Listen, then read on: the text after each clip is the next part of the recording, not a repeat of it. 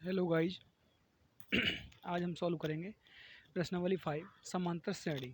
इसके बारे में मैंने आपको लास्ट एक्सरसाइज में 4.4 के बारे में बाद में बताया था। समान श्रेणी होती क्या है? समान श्रेणी यानी कि दो संख्याओं के बीच का क्रम समान होता बराबर चलता रहे तो वहाँ पे समान श्रेणी होगी। जैसे हमारे कोई भी टेबल है, टेबल के बीच का क्रम होता है, इक्वल होता है, तो वो समांतर श्रेणी में होते हैं। समान श्रेणी को इंग्लिश में अर्थमेटिक प्रोग्रेशन भी कहते हैं। इसका क्या होता है? इसका जो पहला टर्म होता है फर्स्ट यानी कि प्रथम पद, उसको ए बताते हैं, ए बोलते हैं। प्रथम पद ए होता है। जो एक टर्म से दूसरे टर्म के बीच का ये गैप होता है, एक संख्या से दूसरी संख्या के बीच का गैप होता है, उसको हम सर्वांतर कहते हैं। यानी दूसरी संख्या में से पहली संख्या को घटाएंगे, या तीसरी संख्या में दूसरी संख्या को घटाएंगे, चौथी में से तीसरी को घटाएंगे, यानी कि उससे अगली वाली संख्या में से उससे पिछली वाली संख्या को घटाएंगे। तो सब संख्याओं के बीच का जो गैप है वो बराबर आना चाहिए, तो हमारी वो संख्या जो संख्या दी हैं वो समान श्रेणी में होंगी। और यदि गैप बराबर नहीं आएगा तो समान श्रेणी में नहीं होंगी। इसमें हम क्या है, हम पहली संख्या को ए वन को हम ए बोलते हैं, ए2 ए प्लस डी। ए हमारा प्रथम पद है, डी सर्वांतर है, दो संख्या के बीच का गैप है। इसको हम ए2 को हम ए1 प्लस डी भी कह सकते हैं, यानी कि पहली वाली संख्या में डी को ऐड कर दें, दूसरी वाली संख्या आ जाएगी। फिर ए3 ए प्लस टू डी, यानी दूसरी संख्या में डी को जो ऐड कर दें तो हमारा तीसरी संख्या आ जाएगी। ए4 ए प्लस थ्री डी, ये दोनों कंडीशन ही इसकी पॉसिबल है, यानी कि या तो हम उस पिछली वाली संख्या में डी जोड़ दें तो अगली वाली संख्या आ जाएगी, और यदि हमारी पिछली वाली संख्या नहीं दी है तो उस कंडीशन में हम ए यानी प्रथम ये पहली संख्या दी है उसमें, और जो भी टर्म निकालनी है उसमें से एक घटा के, यानी कि जैसे 3 हम निकालें तो उसमें से एक घटाएंगे 2d, ए प्लस टू डी हो जाएगा हमारा ए3 की वैल्यू। इसका जो फॉर्मूला होता है, वास्तविक फार्मूला होता है, वो होता है A N equal A plus N minus one into D. ये फार्मूला होता है इसका समान श्रेणी का। एन वा पद जो भी टर्म निकालनी हो, 1 2 3 4, उसके लिए एन का है N minus one into D. ये तो होता है प्रारंभ से एन पद निकालने के लिए। इसमें एक्सरसाइज में कुछ लास्ट में क्वेश्चन भी है अंत से एन पद निकालने के लिए। अंत से एन पद निकालेंगे तो वो होता है ए एन बराबर होता है L minus N minus one into D. L होता है हमारा लास्ट टर्म यानी अंतिम पद, अंतिम पद को एल कहा है इसमें। ए एन यानी अंत से एन पद बराबर L minus N minus one into D. ये होता है अंत के लिए, यदि हम अंत से एन पद निकालेंगे, अंत से एनवा पद निकालने के लिए ये वाला रहेगा। और प्रारंभ से एन पद निकालेंगे यानी कि एनवा पद के लिए ये वाला फार्मूला होगा। ये फार्मूला आपके इसमें यूज होने वाले हैं समान श्रेणी में। समान श्रेणी सारी इसी पर डिपेंड करती है। अब हम आते हैं अपनी एक्सरसाइज पे। एक्सरसाइज हमारी 5.1 का पहला क्वेश्चन इसमें कहा है निम्नलिखित स्थितियों में से किन स्थितियों में संख्याओं की सूची एपी में है। एपी मतलब होता है समान श्रेणी यानी अर्थमेटिक प्रोग्रेशन। इसको इंग्लिश में एपी बोलते हैं, शॉर्ट में ए पी। अर्थमेटिक का ए, प्रोग्रेशन का पी, अर्थमेटिक प्रोग्रेशन यानी ए पी, समांतर श्रेणी। तो इसमें कौन सा एपी में है उसको देखना है, बताना है। जैसे पहला क्वेश्चन है, प्रत्येक किलोमीटर के बाद टैक्सी का किराया, जबकि प्रथम किलोमीटर के लिए किराया 15 किलोमीटर है 15 रुपये है, यानी पहले किलोमीटर के लिए जो किराया है वो 15 रुपये है। उसके बाद में प्रत्येक अतिरिक्त किलोमीटर के लिए 8 रुपये जुड़ जाते हैं, यानी कि हर किलोमीटर के लिए 8 जुड़ जाएंगे। 15 8 23 हो जाएगा, ये 23 हो गया। फिर 23 8, 23 में 8 जोड़ेंगे तो हो जाएगा आपका 31। फिर 31 8, 31 और 8 हो जाएंगे आपके 39, यानी कि हर किसी के बीच का गैप 8 है। 8 8 जोड़ रहा है, तो यार जब हमें दिखाई दे रहा है कि हर किसी के बीच का गैप है, ये डी है, ये हमारा सर्वांतर है, वो 8 है। यानी कि पहली संख्या हमारी ए बराबर है 15, डी हमारा 8 है, तो हमारा एपी में है। इसे हमारी डी सबके बीच के सर्वांतर बराबर आएगा तो हमारा एपी में है, वरना नहीं है। तो ये बताना है कि किन स्थितियों में संख्याओं एपी में हैं। तो ये एपी में है, एपी में है, नहीं होगा तो नहीं लिख देंगे। यही हमें जांच करना है इस क्वेश्चन में कि ये एपी में है या नहीं है। एपी में जांच करने के लिए मैंने आपको सीधा बताया है कि जो सर्वांतर है वो हर किसी का बराबर होना चाहिए। इसमें पहले ही कह दिया है हर किलोमीटर के लिए, अतिरिक्त किलोमीटर के लिए 8 रुपये जुड़ जाते हैं। तो 8 रुपये हर किसी में ऐड होना है। जैसे कि 15 में 8 जोड़ा 23 हो गया, 23 में फिर 8 जोड़ेंगे 31 हो गया, फिर 31 में 8 जोड़ा 39 हो गया। हर किसी में 8 जोड़ते हुए चलना है हमें। तो हमारा AP में है। अगला क्वेश्चन है, किसी बेलन में उपस्थित हवा की मात्रा जबकि वायु निकालने वाला जो पंप है प्रत्येक बार में बेलन की शेष हवा का 1/4 भार निकालता है। यानी कि जो भी उसके अंदर हवा है उसका 1/4 निकालेगा। मान लो हमारी स्टार्टिंग में पहले कंप्लीट भरा हुआ है, उसमें से 1/4 निकाल दें तो ये 1/4 ही आएगा। फिर यदि उसमें से हम बचा कितना, 1/4 घटा दिया हमने, यदि हमने 1 में से और 1/4 घटा देंगे तो 4 एकम 4 में से गया 3/4 बचा। फिर हमें 3/4 का 1/4 भाग निकालना है, तो ये हो जाएगा 3 एकम 3 और 4 चौक 16। तो पहले ये था, फिर पहले इतना निकाला, फिर इतना निकाल दिया। फिर जो हमारी संख्या बची, संख्या कितनी बची, पहली थी हमारी 3/4, 3/4 में से हमें 3/16 हमने निकाल दी, बची कितनी, इसका एलसीएम 16 आ गया। यानी कि 4 चौक 16, 4 तिया 12 माइनस 3/16, 12 में 3 9, 9/16 बच गई। फिर 9/16 का फिर 1/4 भाग निकालना है, तो ये हो जाएगा 9 एकम 9 और 16 चौका 64, 9/64। पहली संख्या हमारी 4 हो गई, फिर 3/16 हो गई, फिर 9/64 होगी। अब इसमें हम डी निकाल के देख सकते हैं, यानी कि दूसरी संख्या से पहली संख्या को घटाएंगे, 3/16 माइनस 1/4, तो ये हो जाएगा हमारा एलसीएम आ गया 16 एलसीएम आ गया। तो इसमें क्या करेंगे हम, यहाँ से 16 है, ये 3 ही रहेगा, माइनस इसमें से यहाँ मल्टीप्लाई होगी 4 से, तो ये आ गया यहाँ से माइनस के 1/16। और फिर हम निकालें तीसरी में दूसरी संख्या घटाएं तो 9/64 माइनस 3/16, इसका एलसीएम आएगा 64, एलसीएम 64 आएगा, तो ये तो 9 ही रहेगा और ये इधर 4 से गुणा होगी, तो 4 तिया 12, 12 में से 9 घटाएंगे हम, तो ये आएगा माइनस के 3।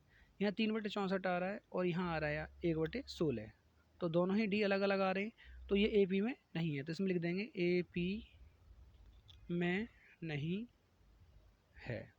यदि दोनों बराबर आते तो AP में होता, अब ये दोनों अलग अलग आ रहे हैं तो इसलिए AP में नहीं है। क्वेश्चन नंबर 3, प्रत्येक मीटर की खुदाई के बाद एक कुआं खोदने में आई लागत जबकि प्रथम मीटर की खुदाई के लिए 150 रुपये, यानी पहले स्टार्टिंग में 150 रुपये तो स्टार्टिंग में लग जाते हैं, उसके बाद में प्रत्येक मीटर की खुदाई के लिए 50 रुपये बढ़ते चले जाते हैं।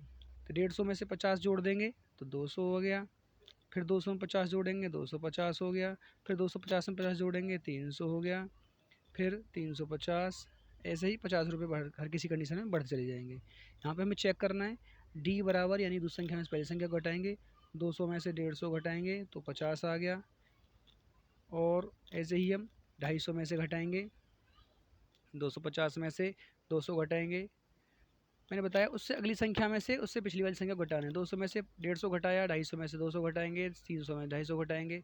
हर कंडीशन में संख्याएं यदि बराबर आती हैं, यहाँ भी देखो 50 आया, यहाँ 50 आया, ये कंडीशन, हर कंडीशन में डी बराबर आ रहा है, तो डी बराबर आ रहा है हमारा हर कंडीशन में, तो ये हमारा AP में है, AP में है। यदि ये अलग अलग आता, जैसे कि दूसरे पॉइंट में आया है, तो ये AP में नहीं होता। यहाँ पे देखो माइनस के 1/16 आया है, यहाँ पे 3/64 आया था, तो दोनों में अलग अलग आ रहा है तो AP में नहीं है। यहाँ दोनों में एक साथ आ रहा है तो AP में है। अगला क्वेश्चन, अगला पॉइंट नंबर 4, पॉइंट नंबर 4 है, खाते में प्रत्येक वर्ष का मिश्र धन जबकि 10,000 रुपये की राशि 8% वार्षिक दर से चक्रवर्ती ब्याज पर जमा की जाती है। हमें सीधा ही, मैं आपको सीधा बता दूं, इसमें जब चक्रवर्ती ब्याज लग रहा है तो चक्रवर्ती ब्याज में हर साल के लिए अलग अलग ही आएगा, एक साथ नहीं आएगा, तो इसको तो आप सीधा सीधा लिख सकते हो कि AP में नहीं है। यदि ये साधारण ब्याज पे आता तो साधारण ब्याज तो एक राशि के लिए इक्वल होता है, और चक्रवर्ती ब्याज है, ब्याज मतलब आपकी मूल में ब्याज जुड़ जाएगा, फिर उसमें ब्याज लगेगा, फिर मूल में ब्याज जुड़ जाएगा, फिर उसमें ब्याज लगेगा, तो ये अलग अलग आएगा, हर किसी में अलग आएगा। हर किसी कंडीशन में अलग अलग आएगा। तो ये आपका इसमें लिखना चाहो सीधा लिख सकते हो कि ये AP में नहीं आएगा, AP में नहीं है। ठीक है, निकालना चाहो निकाल भी सकते हैं कि 10,000 का 8% निकालेंगे। पहले 2 जीरो कट जाएंगी, ये हो गया 800, फिर 800 जोड़ देंगे, 10,800 हो गया। 10,800 का फिर निकालेंगे 8%, ये हो जाएगा 2 जीरो फिर कट गई, तो ये हो जाएगा 8 अट्ठे 64 का 4 6 और 8 64 का 4 6 8 एकम 8 864, फिर 864 जोड़ देंगे इसमें, ये आ जाएगा, यानी कि 10,800 में 864 जोड़ेंगे तो ये हो जाएगा 11,664। फिर इसका 8% निकालेंगे तो अब ये पॉइंट में आएगा। देखो अब इसकी मल्टीप्लाई करेंगे, 8 चौक 32 2 8 8 8 चौक 32 2 3 8 छिंग 48 48 और 3 51 51 का 1 5 8 छिंग 48 और 5 53 3 हासिल 5 8 एकम 8 5 13 का 3 हासिल 1 8 एकम 8 और 1 9 पॉइंट आएगा। दो संख्या बाद यहाँ पॉइंट आ जाएगा। देखो यहाँ 800 है, 800 बढ़े यहाँ पे देखो 864 बढ़ रहे हैं, यहाँ पे 933.12 बढ़ रहे हैं। तो हर किसी कंडीशन में मैंने आपको पहले बता दिया, चक्रवर्ती ब्याज में हर किसी कंडीशन में संख्या अलग अलग आएंगी। तो ये तो AP में हो ही नहीं सकता, चक्रवर्ती ब्याज वाली संख्या कभी भी AP में नहीं हो सकती। ये तो आप सीधा अंदाज़ा लगा सकते हो, कोई भी क्वेश्चन आ जाए यदि चक्रवर्ती ब्याज वाला आ रहा है और उसको पूछ रहा है AP में है या नहीं है, तो उसको सीधा मना कर दो कि AP में नहीं है। सॉल्व करने की उसमें जरूरत ही नहीं पड़ेगी कभी आपको, क्योंकि इसमें सर्वांतर कभी इक्वल आएगा ही नहीं। क्वेश्चन नंबर सेकंड आता है हमारा दूसरा क्वेश्चन, दी हुई AP के प्रथम 4 पद लिखिए जबकि प्रथम पद A और सर्वांतर D निम्नलिखित हैं। इसके हमें पहले 4 पद लिखने हैं, यानी कि A बराबर दिया है, यानी कि A1 बराबर दिया है इसने A, और D हमारा दिया है, हमें A2 निकालना है। A2 बराबर मैंने आपको फॉर्मूले में बताया था पहले ही स्टार्टिंग में कि A1 बराबर A होता है, A2 बराबर A प्लस D, A+2D, या फिर हम सीधा सीधा कर सकते हैं कि A1 बराबर A, A2 बराबर A1 प्लस D, A3 बराबर A2 प्लस D, A4 बराबर A3 प्लस D।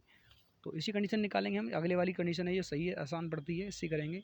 A1 बराबर A बराबर इसने 10 दे दिया, A2 बराबर A1 प्लस D, यानी कि A1 10 और प्लस D का मान भी 10 10 और 10 20। A3 बराबर A2 प्लस D, यानी कि A2 का मान 20 और प्लस 10, यानी कि ये हो जाएगा 30। A4 बराबर A3 प्लस D, A3 का मान 30 और प्लस D का मान 10, 30 और 10 40। A5 बराबर A4 प्लस D, A4 का मान 40 प्लस 10 बराबर 50। हमें देखो इसने कहा है प्रथम 4 पद निकालने, 1 2 3 और 4 पद निकाल दिए। पहला पद उसने दिया है, लिखना चाहो ऐसे लिख दो 10 20 30 40 और 50 डॉट डॉट। ये हमारी समांतर श्रेणी में बन गई। अगला पॉइंट है क्वेश्चन नंबर 2 का दूसरा क्वेश्चन। इसमें दिया है A बराबर दिया है -2, D बराबर 0 दिया है, यानी कि A1 बराबर दिया है इसने A बराबर -2, A2 बराबर A1 प्लस D, A1 का मान है हमारा 2 माइनस के और D का मान 0, तो -2 ही रहेगा ये। ऐसे ही A3 बराबर हो जाएगा A2 प्लस D, A2 का मान -2 और D का मान 0, तो ये भी -2 ही आएगा। हर कंडीशन में सब बराबर ही आने हैं, क्योंकि D बराबर 0 दिया है तो सर्वांतर हमारा 0 ही है। तो संख्याओं के बीच में गैप ही नहीं है, गैप 0 है, तो संख्याएं वही आती चली जाएंगी। A3 प्लस D, A3 का मान -2 प्लस 0 -2 रहेगा। A5 हो जाएगा A4 प्लस D, यानी कि A4 का मान -2 प्लस 0, यानी कि -2 ही आएगा। AP आ जाएगा हमारा -2 -2 -2 -2, सब संख्याएं -2 ही आती चली जाएंगी इसमें। -2 ही सब संख्या क्यों आएंगी? क्योंकि इसमें सर्वांतर 0 है। जब अंतर ही नहीं है कुछ तो संख्याएं वही रिपीट होती रहेंगी। क्वेश्चन नंबर 3 पे आते हैं। इसमें A1 बराबर A बराबर दिया है 4, A2 बराबर A1 प्लस डी, A1 का मान 4 प्लस डी का मान -3। तो 4 में से 3 घटा देंगे, 1 आ गया।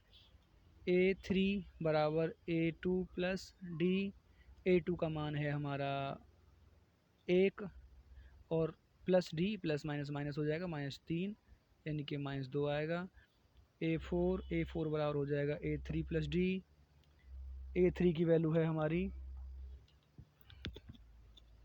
A3 प्लस डी, A3 का मान -2 प्लस डी का मान -3 यानी कि -3 और 2 5 -5। A5 हो जाएगा A4 प्लस डी, A4 का मान है हमारा -5 और प्लस डी का मान -3, तो ये हो जाएगा -8। तो हमारी AP हो जाएगी 4, 1, -2, -5, -8 डॉट डॉट। 4 पॉइंट पूछे हैं, हमें A5 तक निकालना है। 1 तो इसने दिया है, हमें 2, 3, 4 और 5 1 निकालने हैं। हर किसी कंडीशन में 4 पॉइंट निकालने हैं, जो इसके हेडिंग क्वेश्चन का हेडिंग था कि हमें प्रथम 4 पद ज्ञात करने हैं। ऐसे इसमें आते हैं A1 बराबर A बराबर -1, A2 बराबर A1 प्लस डी, A1 का मान -1, डी का मान प्लस के 1/2। तो इसको 2 1 कम 2, 2 में से 1 घटाएंगे क्योंकि प्लस का 1 है, माइनस का 1 है, प्लस के यहाँ माइनस के 2 हो जाएंगे, प्लस का 1 है यानी कि -2 प्लस का 1/2 यानी कि -1/2 आ जाएगा। A3 बराबर A2 प्लस डी, A2 का मान है हमारा -1/2 और ये है डी का मान हमारा 1/2 प्लस के, तो -1/2 प्लस के 1/2 0 हो गया। A4 हो जाएगा हमारा A3 प्लस डी, A3 का मान हमारा 0 प्लस डी का मान हमारा 1/2, तो ये हो जाएगा 1/2 प्लस के। A5 हो जाएगा A4 प्लस डी, A4 का मान है हमारा 1/2 प्लस डी का मान हमारा 1/2 हमारा पहले से ही है, तो 1/2 और 1/2 यानी कि 2/2 यानी कि इसको हम 1 कह सकते हैं। हमें 5 तक ही निकालने हैं इसमें, तो हमारा हो जाएगा AP बन जाएगी हमारी -1 -1/2 0 और उसके बाद में फिर 1/2 और फिर उसके बाद में 1। ये हमारी AP बन गई। नेक्स्ट क्वेश्चन पे आते हैं हम। क्वेश्चन नंबर 5, इसमें 5 पार्ट हैं क्वेश्चन नंबर 2 के, तो लास्ट पॉइंट है इसका। A1 बराबर है A बराबर -1.25। फिर है A2 बराबर हो जाएगा हमारा A1 प्लस डी, A1 का मान -1.25 और प्लस डी का मान -0.25। तो दोनों ही माइनस के हैं। 0.25 में 1.25 यानी कि 1.25 में 0.25 जोड़ेंगे तो ये हो जाएगा -1.50। A3 A2 plus D, A2 का मान -1.50 और डी का मान -0.25, तो ये हो जाएगा -1.75। A4 हो जाएगा A3 प्लस डी, A3 की वैल्यू है हमारी -1.75 माइनस के डी की वैल्यू है 0.25। इक्वल ये हो जाएगा क्योंकि माइनस हम इसलिए लगा रहे हैं, डी की वैल्यू माइनस में है तो माइनस में प्लस माइनस माइनस आएगा, तो ये हो जाएगा -2.00। A5 होगा A4 प्लस डी, A4 की वैल्यू है -2.00 और प्लस यानी कि -0.25 यानी कि ये आ जाएगा -2.25। AP बन जाएगी हमारी -1.25 -1.50 -1.75 -2.00 -2.25 डॉट डॉट। नेक्स्ट अगला क्वेश्चन नंबर 3, निम्नलिखित में से प्रत्येक AP के लिए प्रथम पद तथा सर्वांतर ज्ञात करो। इसमें तो बहुत ही आसान है। प्रथम पद तो पहली संख्या होती है, वो प्रथम पद होता है। प्रथम पद होता है हमारा A बराबर हो गया हमारा 3। सर्वांतर होता है D होता है A2 माइनस A1 बराबर A3 माइनस A2। कोई सा भी निकाल लो, जब AP में दिया उसने पहले कह दिया निम्नलिखित में से प्रत्येक ए पी के लिए, तो ए पी में ये दिया ही है उसने पहले ही, तो कोई से में से किसी को घटा लो, 3 में से 2 घटा लो या 2 में से 1 घटा लो। हम घटाते हैं ए टू का मान है हमारा 1, इसी में जैसे हमने यहाँ संख्या रखी है ऐसे ही है A1 A2 A3 A4, तो हम A2 में से यानी कि 1 में से और 3 को घटाएंगे -3, यानी कि हमारा आ गया D बराबर आ गया -2, यानी कि प्रथम पद कह सकते हैं हम, ऐसे लिखना चाहो, प्रथम पद बराबर हो गया हमारा 3, सर्वांतर हो गया हमारा -2। इसी तरह से हमें निकालना है हर किसी क्वेश्चन में, बहुत आसान क्वेश्चन है ये।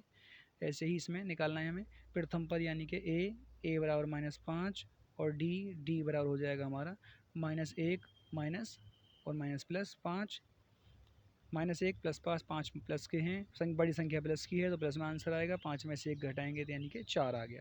प्रथम पद हमारा 5 हो गया, सर्वांतर हमारा 4 हो गया। बस इतना सा काम करना है, लिखना चाहो हिंदी में लिख दो, पर जरूरत नहीं है, इतना ही हो जाएगा। नेक्स्ट पॉइंट इसमें प्रथम पद a बराबर 1/3, d बराबर 5/3 -1/3 इक्वल 5 में से 1 घटा दो, क्योंकि हमारा नीचे की संख्या दोनों इक्वल हैं, तो 5 में से 1 घटाएंगे 4, 4/3, सर्वांतर हमारा 4/3 आ गया, प्रथम पद हमारा अब 1/3 आ गया। प्रथम पद को हम a भी कह सकते हैं या फिर A1 भी कह सकते हैं, एक ही बात है। इसमें निकालेंगे A1 या a बराबर 0.6, d बराबर हमारा सर्वांतर है 1.7 - 0.6, यानी कि 1.7 में से 0.6 घटाएंगे तो 1.1, ये हमारा सर्वांतर हो गया, ये हमारा प्रथम पद हो गया। बहुत आसान क्वेश्चन है, इसमें कुछ नहीं लिखा है। क्वेश्चन नंबर नेक्स्ट पे आते हैं, हमारा क्वेश्चन नंबर 4 है, निम्नलिखित में से कौन कौन से एपी हैं। अब इसमें हमें जांचना है कौन कौन से एपी हैं। यदि कोई एपी है तो उसका सर्वांतर ज्ञात करो और इसके 3 और पद याद करो। यदि कोई एपी में निकलता है, पहले जांचना है एपी में है या नहीं है। एपी में होने के लिए कंडीशन वही मैंने बताया, A2 - A1 = A3 - A2। यदि कोई एपी में नहीं है तो नहीं है, और यदि कोई एपी में है तो उसका हमें सर्वांतर और 3 पद भी ज्ञात करने हैं। तो सर्वांतर तो हम चेक करेंगे इसमें ही, सर्वांतर हो जाएगा हमारा D बराबर A2 - A1 बराबर A3 - A2, तो यानी कि 4 - 2 बराबर, चेक जांचना है, 4 - 2 करेंगे हम तो 2 आएगा। फिर A3 - A2 कर लेते हैं, A3 - A2 हो जाएगा हमारा 8 - 4 बराबर 4। एक आ रहा है 2, एक आ रहा है 4, तो हमारा A2 - A1 is not equal A3 - A2। तो क्या नहीं है, AP में नहीं है, AP में नहीं है। दोनों बराबर आते तो AP में होता, अब बराबर नहीं तो AP में नहीं है। बराबर AP में नहीं है तो हमें सॉल्व नहीं करना है कुछ, ऐसे इसमें करना है। A2 - A1 बराबर 5/2 - 2/1 मान लें, 2 दूनी 4, 5 में से 4 घटाएंगे तो 1/2 आ जाएगा। फिर निकालेंगे A3 - A2, यानी कि 3 - 5/2, इसके नीचे 1 मानेंगे, 3 दूनी 6 में से 5 घटाएंगे 1/2 आ जाएगा। ये भी दोनों बराबर आ रहे हैं तो AP में है, AP में है तो अब हमें सर्वांतर, यानी कि सर्वांतर तो हमारा पहले निकल गया 1/2 आ गया, और हमें आगे के पद और निकालने हैं। सर्वांतर हमारा 1/2 है, A1 बराबर हमारा 2 है, और हमें निकालना है देखो A1 A2 A3 A4 तक दिए हैं, हमें निकालना है A5 बराबर, और A5 बराबर हो जाएगा हमारा A + 4D, यानी कि A का मान हमारा है, A1 का मान है 2 + 4D, 4 गुणा D का मान 1/2, 2 से 2 दूनी 4, तो ये हो जाएगा 2 एकम 2 और 2 4। A5 A6 इधर निकाल देते हैं, A6 equal A5 + D, A5 का मान है 4 + D का मान 1/2, 2 4 दूनी 8 और 1 9, 9/2 हो जाएगा। A7 हो जाएगा हमारा A6 + D, A6 का मान है हमारा 9/2 + D का मान 1/2, 9 और 1 10/2, 10/2 को हम कह सकते हैं 5। तो इसने 3 पद, अगले के 3 पद पूछे थे, 3 पद हमारे निकल गए, A5 A6 और A7, इसके आगे के 3 पद हो गए हमारे। AP में नहीं होता तो हम इसको कहीं छोड़ देते। अब हमारा AP में आ रहा है क्योंकि हमारे A2 माइनस A1 और A3 माइनस A2 दोनों बराबर आ रहे हैं, तो AP में है तो सर्वांतर पूछा एक, तो सर्वांतर हमने यहाँ निकाल दिया सर्वांतर। और उसके बाद में इसने नेक्स्ट आगे के 3 पद पूछे हैं, तो A5 A6 और A7 हमने 3 संख्या ये निकाल दी। क्वेश्चन हमारा कंप्लीट हो गया। नेक्स्ट क्वेश्चन है, अगला क्वेश्चन, इसमें हमें वही जांचना है। पहले हमें A2 माइनस A1 करके, यानी कि माइनस के 3.2 और ये माइनस माइनस प्लस हो जाएगा 1.2, 3.2 में से 1.2 घटाएंगे तो माइनस के 2 आ गया।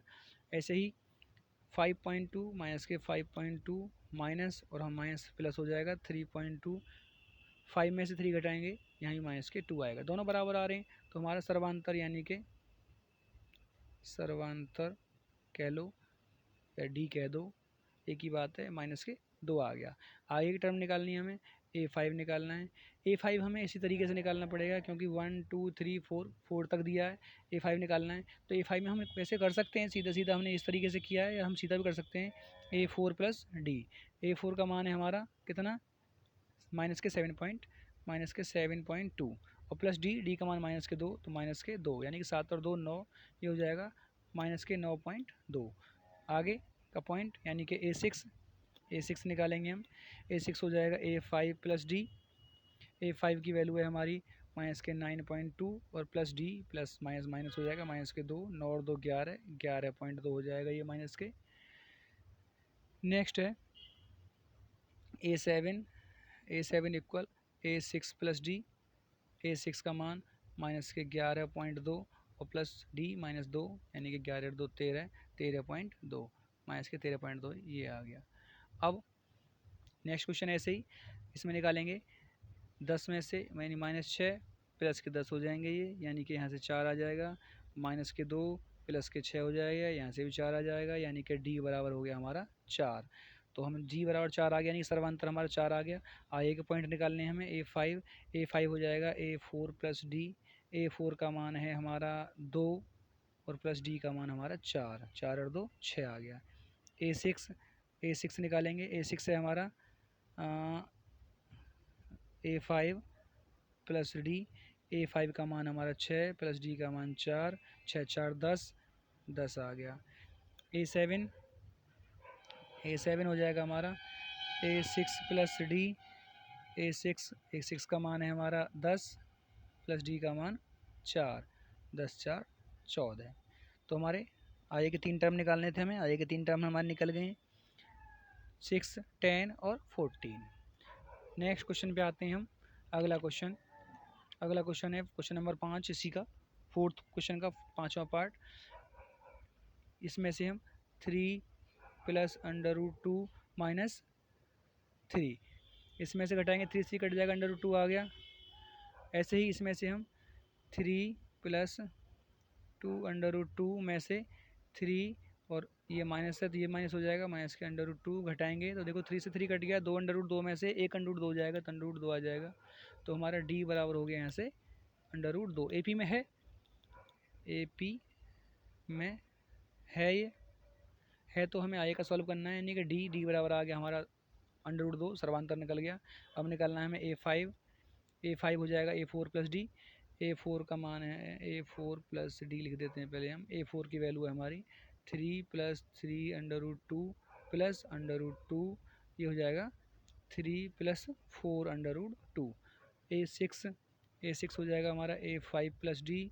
A5 की वैल्यू है हमारी 3 plus 4 under root 2 plus D की वैल्यू अंडर रूट 2, इक्वल हो जाएगा ये 3 प्लस 4 और 1 5 अंडर रूट 2। नेक्स्ट है A7 निकालेंगे तो A6 प्लस डी बराबर A6 का मान है हमारा 3 plus 5 under root 2 plus D की वैल्यू अंडर रूट 2, इक्वल ये हो जाएगा 3 प्लस 6 अंडर रूट 2। हमारे 3 पॉइंट निकल गया आगे के और हमारा सर्वांतर भी आ गया। Question complete. इसी तरह से इसमें चेक करना है, यदि है तो करना है, वैसे ये हमारा दिखाई दे रहा है ये नहीं है, ये हो जाएगा 0.22 माइनस 0.2, इसको घटाएंगे तो ये हो जाएगा 0.02। आगे 0.222 माइनस 0.22, इक्वल, इसको घटाएंगे देखो 2 जीरो आएंगी तब 2 आएगा, तो हो जाएगा 0.002। यहाँ एक जीरो थी, यहाँ 2 जीरो हो गई, सर्वांतर हमारे दोनों बराबर नहीं आ रहे हैं, तो ये AP में नहीं है। सीधे से लिख दो AP में नहीं है। जब AP में नहीं है तो हमें आगे सॉल्व ही नहीं करना है, AP में होगा तभी हमें आगे सॉल्व करना है, AP में नहीं है तो हमें सॉल्व नहीं करना है। इसको जांचते हैं, ये हो जाएगा -4 -0, तो ये -4 ही आ गया। फिर है -8, माइनस और माइनस प्लस हो जाएगा, +4 इक्वल 8 में 4 घटाएंगे -4 आ गया, दोनों बराबर आ रहे हैं तो AP में है, यानी कि D बराबर हो गया हमारा -4। आगे का पॉइंट निकाल देंगे हम, A5 हो जाएगा A4 + D। A4 की वैल्यू है हमारी 12 -के, और D की वैल्यू -4। 12 और 4 16, -16 हो गया। A5 के बाद में A6 की वैल्यू होगी A5 + D। A5 की वैल्यू है -16 प्लस D की वैल्यू -4, तो -20 हो गया ये। A7 हो जाएगा हमारा A6 + D। A6 की वैल्यू -20 और प्लस D की वैल्यू -4, तो ये हो जाएगा -24। तीनों पॉइंट निकल गए हमारे, A5 A6 A7, D भी हो गया, सर्वांतर भी निकल गया। और आगे चलते हैं हम क्वेश्चन नंबर 8। क्वेश्चन नंबर 8 में है 1/2 1/2 1/2, इस तरह का हमारा क्वेश्चन एक पीछे भी आ चुका है, तो ये तो सीधे सबके बराबर ही आएंगे। -1/2 इक्वल -1/2 माइनस प्लस हो जाएगा, D बराबर 0 हो जाएगा यहाँ से, इसमें से भी इसमें घटाएंगे तो -1/2 माइनस प्लस 1/2 इक्वल 0, तो इसमें D बराबर हो गया हमारा 0। D बराबर 0 हो गया तो हमारा A5 A6 हमें A7 निकालने में कोई दिक्कत नहीं होगी। A5 हो जाएगा A4 + D, A4 का मान -1/2 प्लस D का मान 0, तो -1/2 ही आना है इसमें सब संख्याएं। A6 इक्वल AP में है, ये लिख देना चाहो लिख दो यहाँ पे, AP में है, हालांकि ज़रूरत नहीं है, जब सर्वांतर निकालने हैं हम इसमें तो ज़रूरत भी नहीं है, लिखना चाहो लिख सकते हैं। तो ये हो जाएगा A5 + D। A5 की वैल्यू -1/2 प्लस D की वैल्यू 0, यानी कि -1/2 आ जाएगा। ऐसे ही A7 भी आपका 1/2 ही आ जाएगा। ठीक है, तो ये क्वेश्चन यहाँ कंप्लीट हो गया। आगे क्वेश्चन नंबर 9 पे आते हैं, इसमें बहुत कई सारे पॉइंट दिए हैं, इसलिए थोड़ा सा ये है 1 3 9 27। तो देखो यहाँ पे यहाँ से यहाँ तक के बीच का गैप 2 है, यहाँ से यहाँ बीच का गैप 6 है, तो ये तो पहले हमें दूर से दिखाई दे रहा है कि AP में नहीं है, फिर भी हमें दिखाना है तो दिखा सकते हैं। तो 3 - 1 = 2, 9 - 3 = 6, तो इसमें A2 - A1 is not equal A3 - A2, तो ये AP में नहीं है, नहीं है। बस हो गया। ऐसे इसको चेक करेंगे, देखो यहाँ पे 2A - A इक्वल 2A में से A घटाएंगे तो A आ गया, फिर आएगा पीछे से 3A - 2A, यहाँ से A आ गया, देखो दोनों बराबर आ रहे हैं, तो यहाँ से हो जाएगा D बराबर A। और उसके बाद में निकालना है हमें A5 हो जाएगा A4 + D। A4 का मान क्या है 4A + D का मान क्या है A, तो ये हो जाएगा 5A। A6 का मान A5 + D इक्वल A5 का मान है 5A + D का मान A 6A हो जाएगा ये।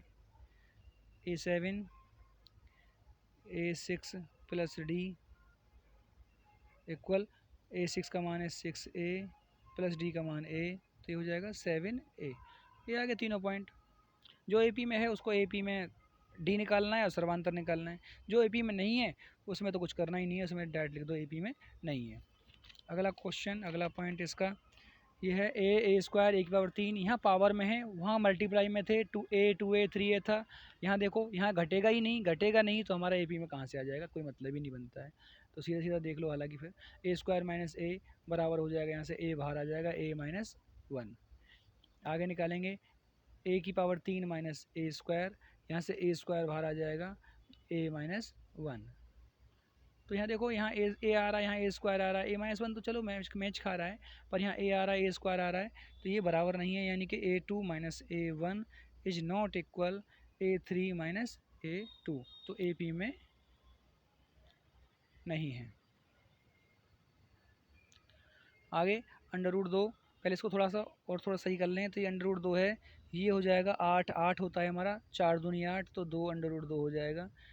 ये हमारा है 18, 9 दूनी 18 होता है तो ये 3 अंडर रूट 2 हो जाएगा। और ये 32, 32 होता है, 16 दूनी 32, 16 का 16 होता है 4 का स्क्वायर तो 4 अंडर रूट 2 हो जाएगा। अब देखो कुछ कुछ ये हमें दिखाई दे रहा है कि जैसे अभी ए वाला निकाला था A2 A3 A4 A, ऐसे ही ये बन गया under root 2 under root 2 under root 2 3 under root 2 4 under root 2। तो ये तो हमें दिखाई दे रहा है AP में है, तो इसको सॉल्व करके दिखा देंगे। Under root 2 minus under root 2 equal under root 2। आगे 3 under root 2 minus 2 under root 2 बराबर अंडर रूट 2। तो डी बराबर हो गया हमारा अंडर रूट 2 यानी कि सर्वांतर हमारा डी बराबर हो गया अंडर रूट 2। अब हमें निकालना है A5, क्योंकि 1 2 3 4 निकाल दे रखे हैं, आगे के 3 पॉइंट पूछे हैं इसने, हर किसी क्वेश्चन में यही निकालना है। A5 हो जाएगा हमारा A4 plus D, A4 plus D. A4 का मान है हमारा 4 अंडर रूट 2, 4 अंडर रूट 2 और प्लस अंडर रूट 2, यानी कि हो जाएगा ये 5 अंडर रूट 2। इसको हम एक तरीके से और लिख देंगे जिस तरीके से इसने दिया है, तो 5 का 25, 5 का स्क्वायर हो जाएगा 25, 25 दूनी 50 अंडर रूट 50 लिख देंगे इसको हम। अगला पॉइंट करेंगे हम इसमें A6 इक्वल हो जाएगा A5 प्लस डी। A5 की वैल्यू है हमारी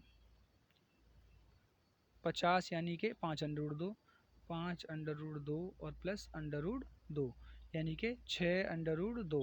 6 का स्क्वायर 36, 36 दूनी 72, अंडर रूट में 72 आ गया। आगे है A7 हो जाएगा A6 प्लस डी।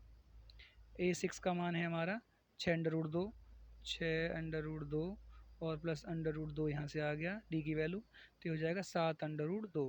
अब 7 का स्क्वायर 7 सत्ते 49 और 49 में 2 से मल्टीप्लाई करेंगे अंडर रूट में हो जाएगा ये 98। तो अगले 3 पॉइंट हो गए हमारे 50 under root 50 under root 72 under root 98। छोड़ना चाहो हालांकि यहाँ भी छोड़ सकते हैं, पर इसने सबको अंडर रूट में दिया है तो इसलिए हम इसके तरीके से निकाल देंगे। अगला क्वेश्चन आता है हमारा, इसमें तो हमने देखो कर दिया था, स्क्वायर बैठ रहा था कर दिया था। इसमें अंडर रूट 3 अंडर रूट 6 का स्क्वायर नहीं बनेगा, फिर अंडर रूट 9 9 का बन जाएगा 3 अंडर रूट 3 बन जाएगा, 12 2 अंडर रूट 3 बनेगा। तो इसमें सब संख्याएं अलग अलग हैं, तो इसमें हमारा AP नहीं बनेगा। Under root 6 minus under root 3, under root 6 में से अंडर रूट 3 हम नहीं घटा सकते है नी। और जैसे यहाँ बनेगा under root 9 minus under root 6, इसको भी हम नहीं घटा सकते, तो घटा ही नहीं सकते हम, इस तरह से नहीं घटा सकते कुल मिला के। वैसे तो घट जाएगा हालांकि, अंडर रूट 3 दोनों में से कॉमन आ जाएगा यहाँ से, और यहाँ से बचेगा अंडर रूट 2 माइनस 1। यहाँ से अंडर रूट 3 कॉमन यहाँ से भी आ जाएगा, पर यहाँ से बचेगा अंडर रूट 3 और माइनस यहाँ से बचेगा अंडर रूट 2। नॉर्मली आपके तरीके से हालांकि नहीं सही सही बैठेगा, पर इसको फिर भी आप बता दूँ। अंडर रूट 6 को लिख सकते हैं हम अंडर रूट 3 गुणा अंडर रूट 2, और अंडर रूट 9 को लिख देंगे हम अंडर रूट 3 गुणा अंडर रूट 3। इस तरीके से मैंने कॉमन लिया है। देखो अंडर रूट 3 अंडर रूट 2 है, तो अंडर रूट 3 बाहर ले लिया, अंडर रूट 2 बचा, अंडर रूट 3 में से हमने अंडर रूट 3 बाहर ले लिया, एक बचा। ऐसे यहाँ पे 9 को लिख सकते हैं हम अंडर रूट 3 तो अंडर रूट 3 बाहर आ गया, एक अंडर रूट रह गया। और अंडर रूट 6 को वही लिखा under root 3 under root 2, under root 3 बाहर ले लिया, अंडर रूट 2 बचा। अब ये दोनों संख्या बराबर नहीं है, यानी कि A2 minus A1 is not equal A3 minus A2, बराबर नहीं है, तो ये AP में नहीं है, नहीं है। अगला क्वेश्चन, नेक्स्ट क्वेश्चन, A1 का स्क्वायर 3 का स्क्वायर 5 का स्क्वायर 7 का स्क्वायर, जांच कर लें, चेक कर लें। 1 का स्क्वायर 1 होगा, 3 का स्क्वायर 3 3 9 होगा, 5 का स्क्वायर 5 5 25 होगा, और 7 का स्क्वायर 7 7 49 होगा। यानी 1 का स्क्वायर 1, 3 का स्क्वायर 3 3 9, 5 का स्क्वायर 5 5 25, 9 7 का स्क्वायर 7 7 49। अब इसमें चेक कर लें, चेक करेंगे, यानी कि 9 माइनस 1 8 आ रहा है, और 25 माइनस 9 16 आ रहा है। 8 और 16 दोनों अलग अलग आ रहे हैं, यानी कि A2 minus A1 is not equal A3 minus A2, दोनों बराबर नहीं है, तो AP में नहीं है, AP में नहीं है। आखिरी क्वेश्चन है इसका, इसलिए मैं नेक्स्ट पेज में नहीं लिखा, इसी पेज में दिखा रहा हूँ। 1 का स्क्वायर 1 हो गया, 5 का स्क्वायर 25, 7 का स्क्वायर 49, और आगे 73 73 दिया है। देखो यहाँ तक तो हमें दिखाई दे रहा था 25 में से एक घटाएंगे, 25 में से एक घटाएंगे तो 24 आ रहा था। 49 में से 25 घटाएंगे तो भी 24 आ रहा था। इसमें थोड़ा सा आगे और देखें यदि हम, तो हमारा मैच नहीं खा रहा है। 73 में से 73 में से, और यदि हम 49 घटाएंगे तो देखो 13 में से 9 गया तो यहाँ तो आ गया। 13 में से 9 घटाएंगे 4, यहाँ पे स्क्वायर में नहीं दिया था, थोड़ा अजीब लग रहा था इसलिए। 73 में 13 में से 9 4 और यहाँ 2, तो सब बराबर आ रहे हैं। ये डी में हो गया, यानी कि डी की वैल्यू आ गई हमारी 24। फिर भी थोड़ा सा अजीब लग रहा था क्योंकि यहाँ पे स्क्वायर है, यहाँ संख्या में दिया था, इसलिए अजीब लग रहा था। तो इसलिए मैंने तीसरे पॉइंट को चेक किया, कन्फ्यूजन दूर होगी। इसमें आपका अगला पॉइंट निकालेंगे D5। D5 हो जाएगा, यानी कि सॉरी A5। A5 हो जाएगा A4 प्लस D। A4 का मान है 73 प्लस 24, 73 प्लस 24, 73 24 जोड़ेंगे तो हो जाएगा 97। A6 हो जाएगा A5 प्लस D। A5 का मान 97 और प्लस D का मान 24। 97 में 24 जोड़ेंगे तो 7 4 11 1 और 9 और 2 11 और 1 12, 121। इसका तो स्क्वायर नहीं बनेगा, ये बन सकता है 11 का स्क्वायर। इसी तरह से A7 भी निकाल देंगे। A7 A7 हो जाएगा 121 प्लस 24, यानी कि 121 में 24 जोड़ेंगे तो 4 1 5 2 1 4 5, 145। ये भी स्क्वायर नहीं बन रहा है। यहाँ तक के तो स्क्वायर बन रहे थे, यहाँ पे बीच में गैप गैप देके देखो 73 का स्क्वायर नहीं बन रहा है, 97 भी किसी का स्क्वायर नहीं है, फिर भी यहाँ 121 11 का स्क्वायर बन गया। 145 ये भी स्क्वायर नहीं बन रहा है। एक्सरसाइज यहाँ ख़त्म हो गई, क्वेश्चन कंप्लीट हो गया। AP में है, इसके तीनों पॉइंट निकल गए, 97 11 का स्क्वायर और 145। एक्सरसाइज ख़त्म। Thank you.